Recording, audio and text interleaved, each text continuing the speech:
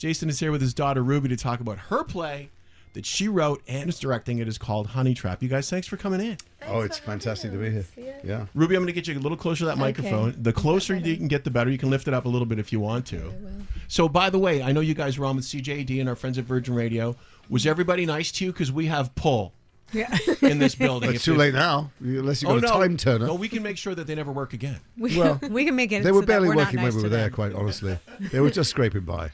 So I know this is the highlight, obviously, of the morning. Of course, thank you for saying so. I know, Jason, you were talking about this, and if you hadn't have already said it to us, it's pretty evident from your face how thrilled you are to be doing this with your daughter. I mean, it's not just doing this; it's the fact that she's written and is directing a play. By the way, this whole thing is a contrivance. I know nothing about it. I've not helped at all. I've not read it. This is my way of asking questions on air that she has to answer because she won't answer them privately. I know it's sick and twisted and funny, a black comedy.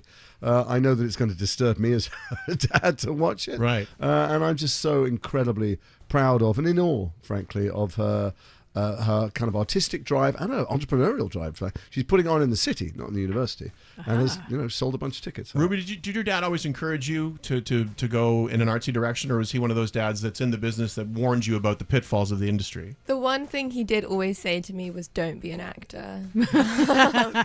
But no, he's very supportive and very encouraging. He always offers great advice, unwarranted or not. That's a dad's job. Always dad. Dad's always dad. So you go to McGill, right? Yeah, I do. So I can tell by your accent that you didn't grow up here. No, I didn't. But my mother is Canadian. I fell in love with a Canadian. What are you going to do?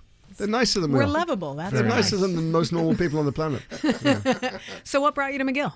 Well, I love what I study. I study film, and it's such a modern and actually, I think, quite radical course. The profs are amazing. But I love Montreal. I love living here. It's a great place to live.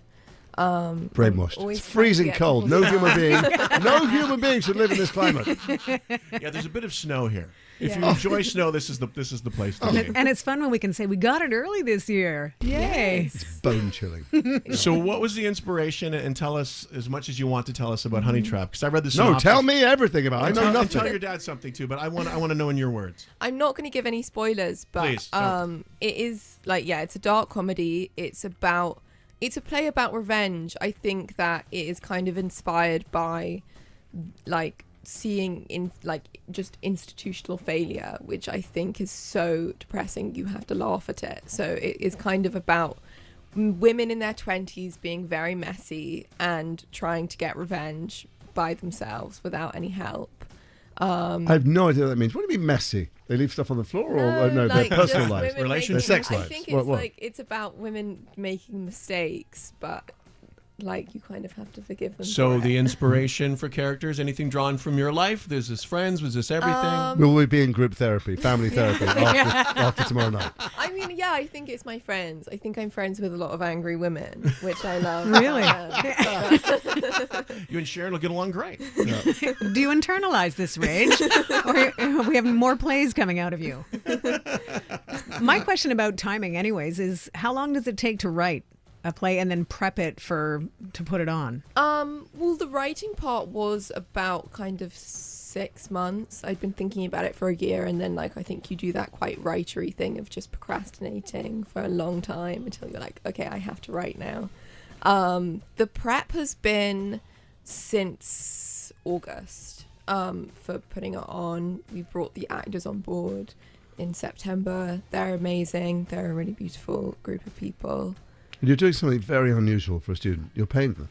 You raise money to pay the actors. So in terms of tickets, it was really the people behind the play too, behind the scenes, are a group of young creatives who are all women or queer people, and it was really important to me to pay them. So half of the money from your tickets is going to go towards paying young people, that's great. And the other half is all going to the Montreal Centre for Sexual Assault, which is an amazing institution. That's fantastic. So Jason, having been in dozens of productions of theater yourself, having directed, having been part of Edinburgh, what is it that you'll be looking for when you watch your daughter's play? And will you be offering constructive criticism, or are you just going to try and be a patron? She has no interest at all in any. First of all, it's on for 2 nights. One of the things about theatres, once it's on, it's on. There's no point. It's different in a film if someone wants you to see an early edit or something. Right. Make suggestions. So I'm sure it won't need any suggestions.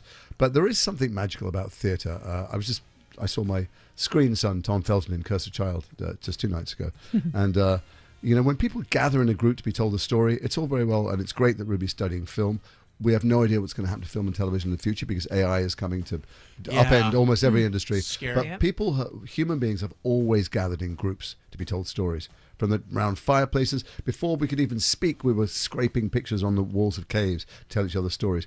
And when theatre works, when you're completely gripped by it, not only are you held, this is the highest aspiration, not only are you held, you laugh, you cry, you think, but when it's over, you have something to talk about. You keep thinking about it. And that's what I hope Ruby's Play does, is what all theatre should do. So, Ruby, do I understand that tickets, and this is so going to sell out, Instagram is the place to find them right now? Yes, Instagram, we're Eventbrite. The Instagram is honeytrapplay_2025. Or if you just look up Honeytrap tickets, like the Eventbrite. On Eventbrite, yeah. And it's don't tomorrow? turn up in this weather. No. I expect to buy one on the door. I think it will sell out. Make sure you get one I online think you're right. first. Yeah. Well, Thank you guys. Thank you so much for coming in and telling your story. And like I joked, there's more out of you, so you're welcome here anytime to come back and talk about those Thanks too. for helping me get some answers out of Ruby. Yeah. When you leave town, we'll chat. Yeah. Right. And we'll send you updates once she comes and hangs out more. Thanks again, guys. Thank you. Thank you very much. See ya.